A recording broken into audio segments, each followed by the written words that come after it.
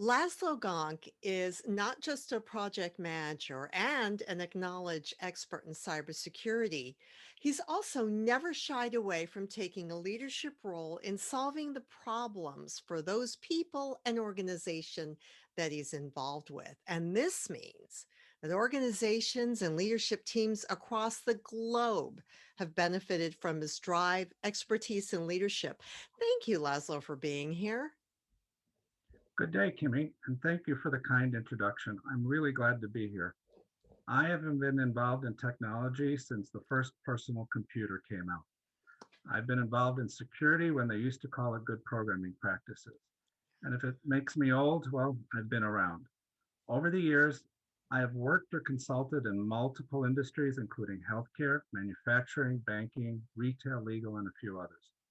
I'm founder and CEO of Next Era Transformation Group, and a founding member and senior fellow for the Divine Center of Excellence for Digital Security and Risk.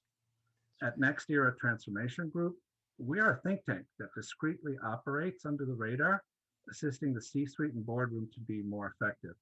We brought together senior leaders with significant experience and expertise.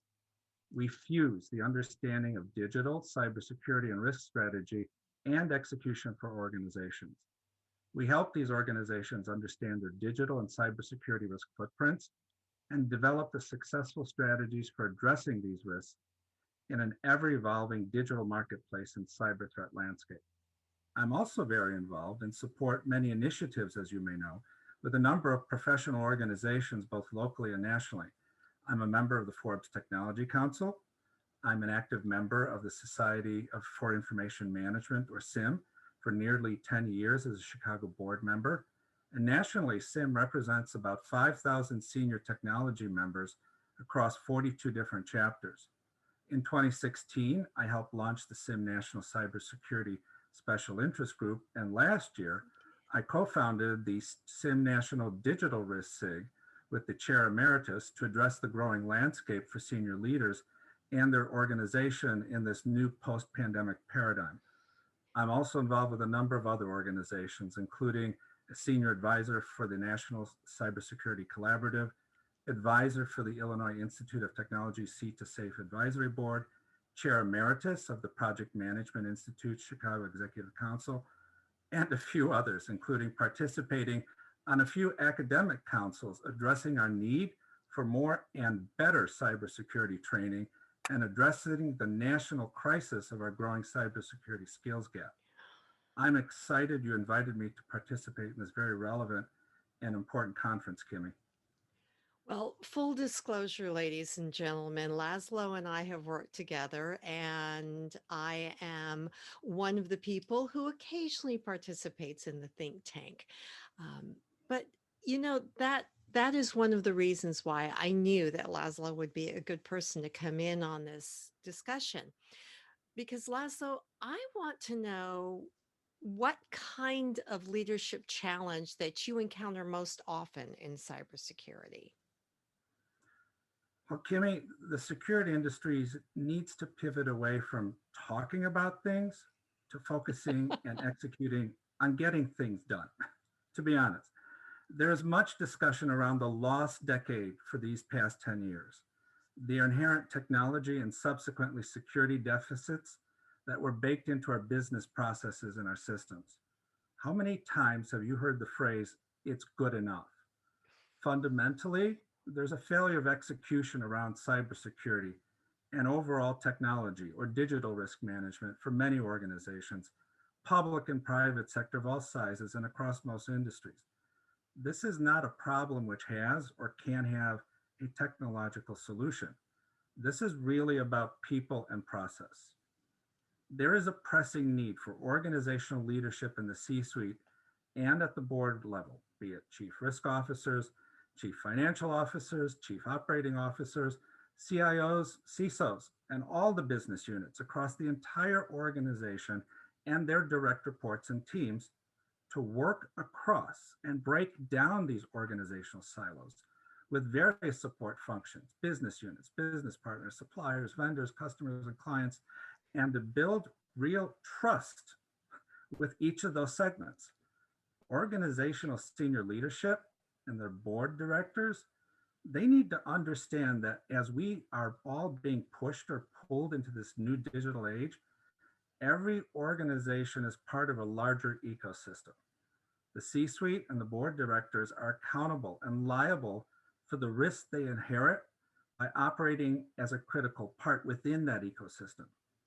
And we've seen demonstrated during this pandemic, every organization, public or private sector, is a larger part of a delivery supply chain for whatever product and or service they deliver. Leaders should understand they inherit risk both upstream and downstream in the business value chain. If you are connected, you assume risk, liability, and you are hackable. This puts your continuity of operations into potential jeopardy. The fundamental question for the immediate future is, how do organizations become more resilient? Because bad things will happen. The regulatory and compliance landscape across many states and countries continues to involve mandating certain baseline standards and behaviors, but compliance is not security. And these regulatory and compliance organizations attempt to hold organizations and institutions accountable. But remember, this is checklist security, not real embedded and integrated security. It is, however, a minimum standard of behavior. We see leadership being held accountable, especially in publicly traded organizations, where shareholders in certain cases have begun holding boards of directors personally liable through filed lawsuits. In the United States, the SEC is suggesting making changes to the way accountability and liability is viewed at the board level, going even so far as to considering requiring seasoned cybersecurity professionals to sit at the board level. We see accountability with the European Union through maturing GDPR regulations, and most recently, the passing of Schrems II. What is that, you ask? Well, the Court of Justice of the European Union, or the CJEU, ruled that international data flows under the European Union's Comprehensive Data Protection Regime, the GDPR, can continue to be based on EU standard contractual clauses if properly monitored, while the EU and US Privacy Shield has been declared invalid. So this just got significant, folks. The real questions are twofold. First, why are so many organizations, large and small alike, still struggling with security best practices identified and codified 10 years ago? Things like understanding your assets, technology inventories, software patching, identity access management, backups, continuity of operations, and crisis management, for example. Why are these foundational practices still a steep challenge for many today? And the crisis is going on in our environment today, including the pandemic, is stressing a lot of these organizations, many which have literally closed and shut their doors last year. And second, how do we as leaders remove the roadblocks which have prevented us from making progress over such a long period of time in spite of enormous investments that we've made? I hypothesize as human beings, it comes down to our inherent nature, and for a significant majority, our inability to assess risk properly, be it personally or professionally. The good news is we can train ourselves to be better at it and quite good. And in fact, even though we'll still have occasional lapses, we'll be much better. Now, in project management, we're trained to be risk managers. But what else do you think? What one skill do you think that project managers are going to need in order to be more effective in the future? Because otherwise, how can they be seen as leaders within the organizations that they serve? And what gives you hope, positive hope for the future? So I think you nailed the term right on the head. That is, we need to be trained better as risk managers, whatever position we hold in an organization. What we haven't done is a good job of it. And as organizations go on this digital journey, managing cybersecurity and digital risk has already shown itself to be a core competency that everyone from the mailroom to the boardroom needs to have. We hear now for companies to survive, they need to go on a digital transformation journey. What is that? Well, it means different things to different people and different organizations. And just because you moved a part of your business to the cloud doesn't mean you went digital. There is much more to this. However, there's one definition we can all agree on. And digital transformation is the process of using technologies to create new or modify existing business processes, culture, and customer experiences to meet the changing business market and requirements. And everything that is done in support of this introduces risk to the organization. Transformation equals risk. Managing risk is not necessarily about the technology. It's not about the tools. It's about the people and processes. You can't fix a bad process by automating it. All you're doing is reinforcing a bad business process and making it more efficient in delivering it. We see a failure of leadership many times in focusing on the shiny new technology, the new tool. The tool drives the improvement. That's a complete 180 in the wrong direction. All project managers, technical or otherwise, and leaders need to elevate their skill sets to understand that it's no longer about managing risk within the project, but managing the overall risk the project itself introduces to the organizational ecosystem. And mitigating that risk in a successful way can create a strategic competitive growth advantage for that organization. So let's pause and let's take a step back. Let's understand that the basis of business is that people build trust with other people. You need the right leaders to get the things done around cybersecurity and risk with the right balance of technical know-how, management acumen, personal seriousness, and emotional intelligence. You find these people by getting them out of other business roles, and you incentivize the right profiles. Security and risk management roles have to be elevated to attract and retain the best and the brightest if you wish to protect your organization, especially over the long term, and make it more resilient to recovering from all sorts of risks, including cybersecurity, geopolitical, operational, and even natural disasters. We've seen in this past pandemic period where a lot of organizations deemed critical suppliers, and they had a lot of those critical suppliers go out of business. Again, a reminder that we are part of an ecosystem. Looking ahead at the challenges of the digital landscape, the World Economic Forum has been doing a lot of work around cybersecurity and lays out a very clear roadmap from which I'll share a little bit.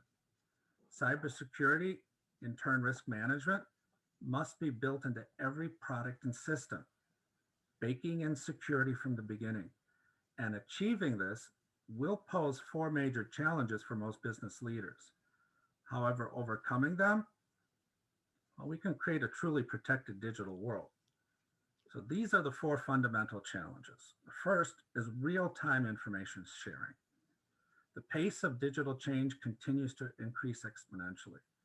With the recent advances in quantum computing, I firmly believe we're on the upward straight line of the J curve, a lot faster than I initially thought. Originally, I predicted another 10 years. We've seen advances in the last 12 months that I never would have imagined.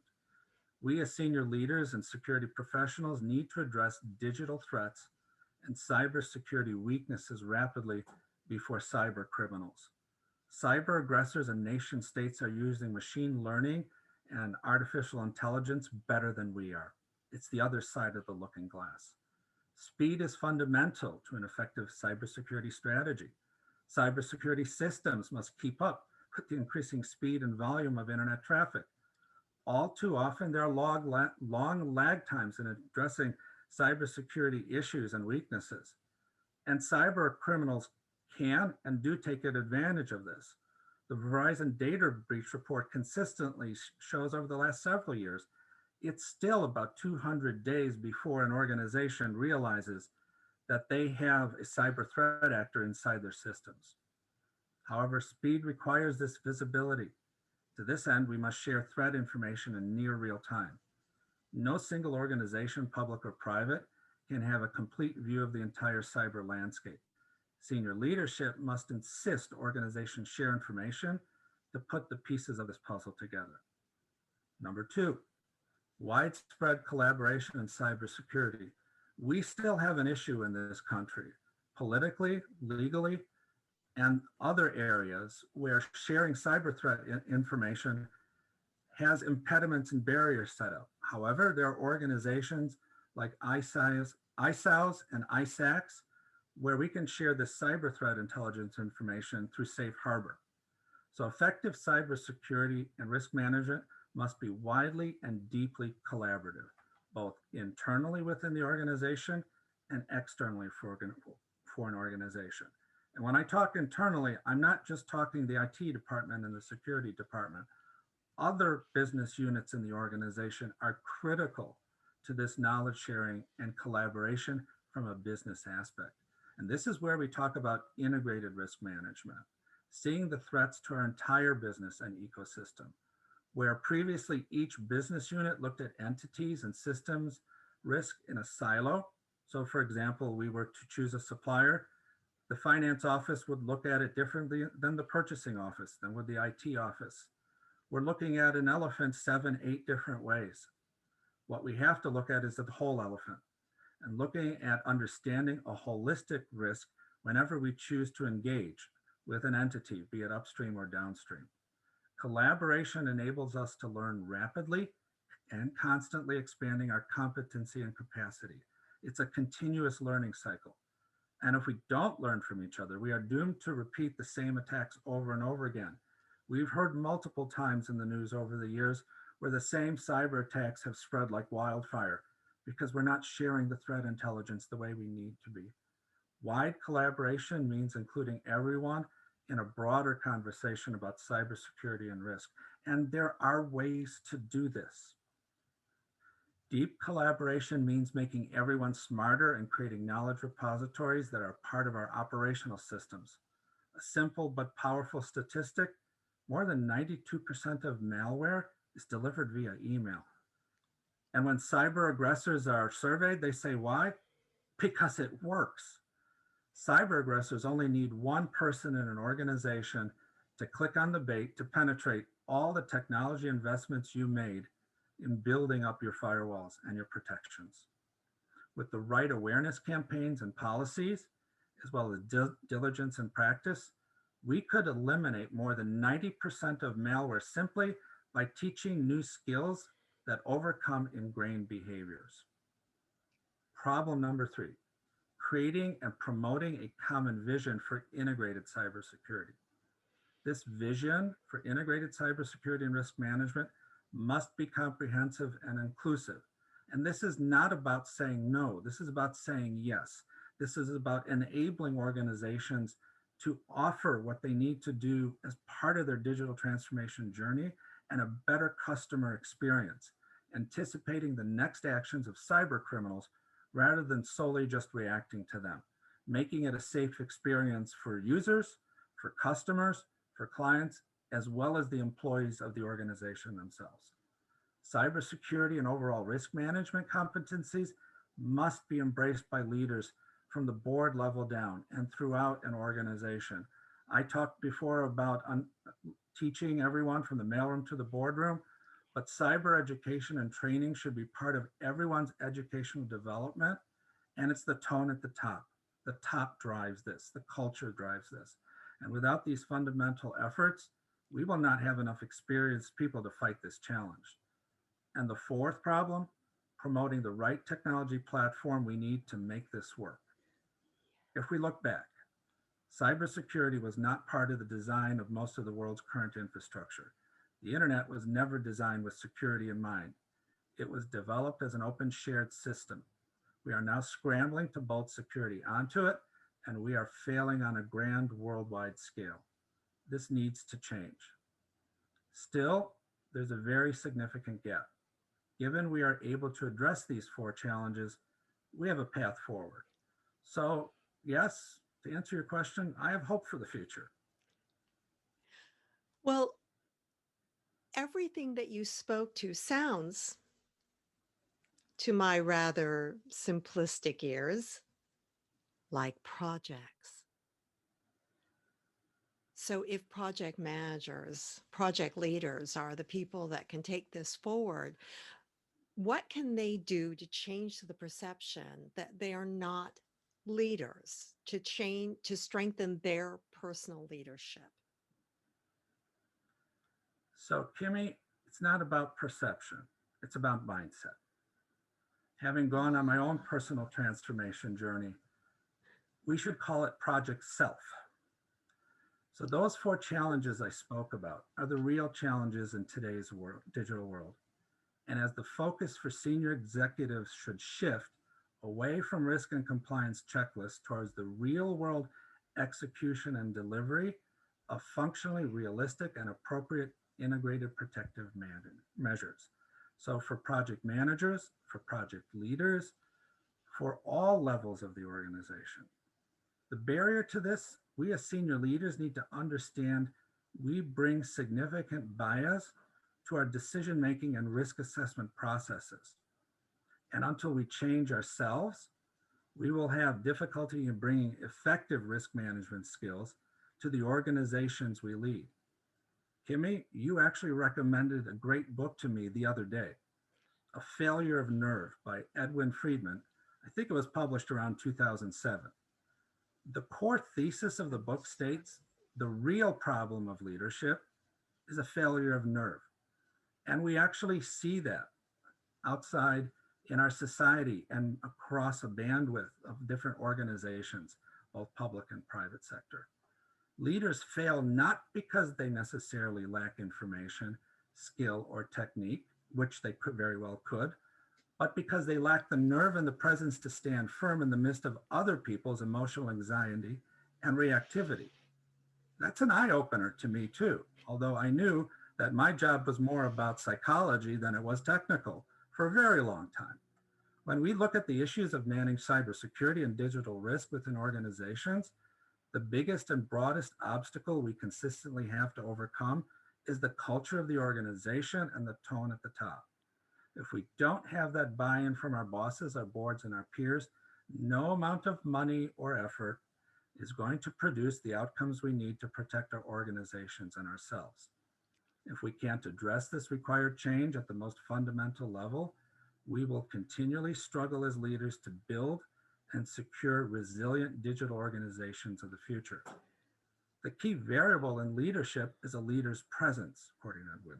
Whatever your position, technical project manager, consultant, project lead, employee, contractor, director, C-suite, or board level, this is directly relevant to you. And yes, I am speaking to you in the audience. There is a universe of difference between leading and managing. I'm going to quote a nice, concise list here, compiled by William Arruda, first published on Forbes, with my own twist on it. Leaders create and effectively communicate a vision, a North Star, if you will. Managers create goals. Leaders are natural change agents. Managers maintain the status quo. They don't like to rock the boat.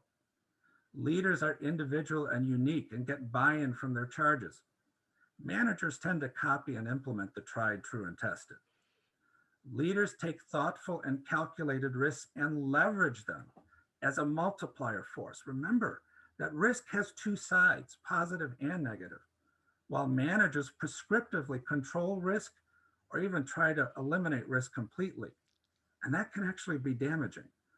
Leaders are in it for the long haul. Their path forward seeks to create a permanent impact on the landscape, creating value and positive outcomes. Managers think short term, are politically motivated, and typically limit their focus on immediate objectives. Leaders grow personally. They transform themselves during the journey. Managers rely on existing proven skills, and they're unable to orient and adapt to changing circumstances. And lastly, leaders build relationships and trust. Managers build systems and processes.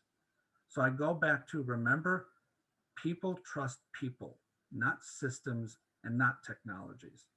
According to Friedman, the key variable in leadership is a leader's presence. Throughout his book, Friedman speaks of the importance of the well-differentiated leader. Bob Thune from a blog post summarized 5 key takeaways, but I'm going to make it really short. The first, unhealthy emotional systems are marked by reactivity. A well-differentiated leader doesn't react to other people's reactions. They remain calm and maintain a steady presence. When I get called into a cybersecurity breach event, everyone looks to the leader to remain calm and walk them through. Second, unhealthy emotional systems are denoted by a herding instinct. A well-differentiated leader has a strong sense of self and can effectively separate while remaining connected. Third, unhealthy emotional systems are marked by blame displacement. A well-differentiated leader takes responsibility for themselves and leads others to do the same. Fourth, unhealthy emotional systems are marked by a quick fix mentality. I call it the shoebox mentality. Pull out one shoebox, replace it another, and you don't realize what happens to the rest of the ecosystem. Relief from pain is more important than lasting change.